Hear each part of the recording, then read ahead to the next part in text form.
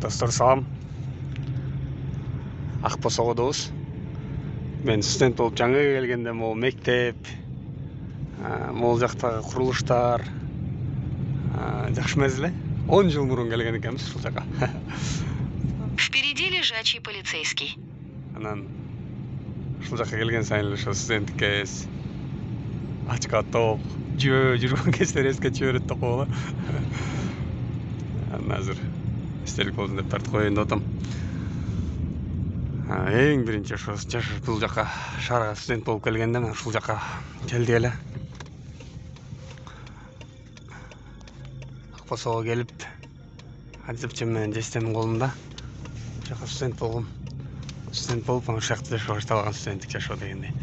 Тетиги жерде канал бар, ким Акбосого жашаса билет. Ол жакта 107 каттачылар, 107 каттабай калыптыр. Жалаң 107 менен каттайсың да кой. 107-ге отуруп туруп, жалга чейин до конца бир маршрутка менен Манаска чейин барып, кайра чыгып туруп 107-ге отуруп, айтор сонун күндөр өткөн болчу. Ол жерде баня бар, 70 сомдук. Саат чектелбейт, калбашын жача бересиң. Сонда бул жерде көптүктүк азыр канча сом болуп калды билбейм, оңдолду балким. Көп деле келбей калдык. Акбосогодо. Канал, могул жерде канал агат, ошо каналдын наркы бетинде мурда азапчемдер жашачу эле. Ошол жакта шаарга жаңы эле келип, анан Бекжанды чакырып калып, Шоро компаниясына ишке кирген болчук да. Анан наркы Маяшка жак менен 160 деген маршрутка каттайт, ошого отуруп алып, Осмонкул деген көчөгө барып, Шоро компаниясына ошол жака барып иштеп, кайра келип, айтор жаңы студент болуп келгенде эле кызыктуу күндөр болгон.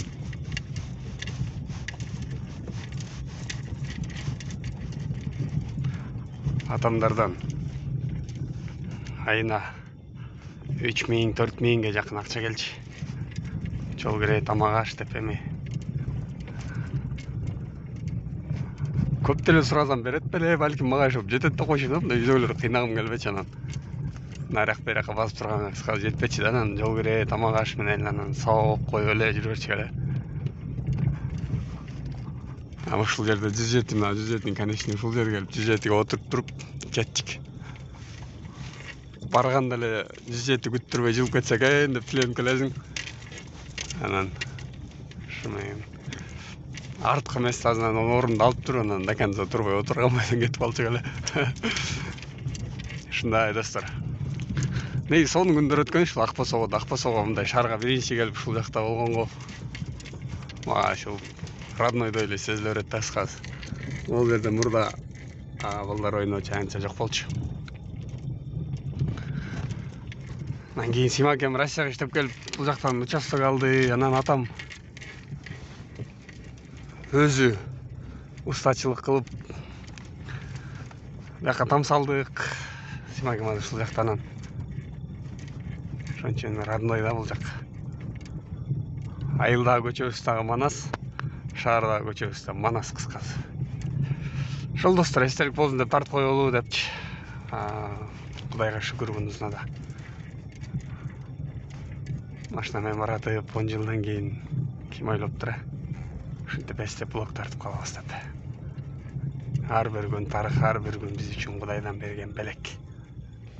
Ар бир күнүбүз жакшы өтсүн. Могу баратаным мынакей. Атам өзү салган болчу. Ар биринде атамдын колу тийген. Биз жардам берип, кыскасы ушул жерде тартылган видеолор, сүрөттөр да бар менин ноутбугумда. Мүмкүнчүлүк болуп калса, аларды кош монтаждап коюнга аракет кылам. Ушундай достор. Күнүңүз ийгиликтүү өтсүн. Шаарга бир окуу болуп ошолор менен келдик эле. Эстелик болсун деп мана жакшы кез ушинтип видео тартып койсом.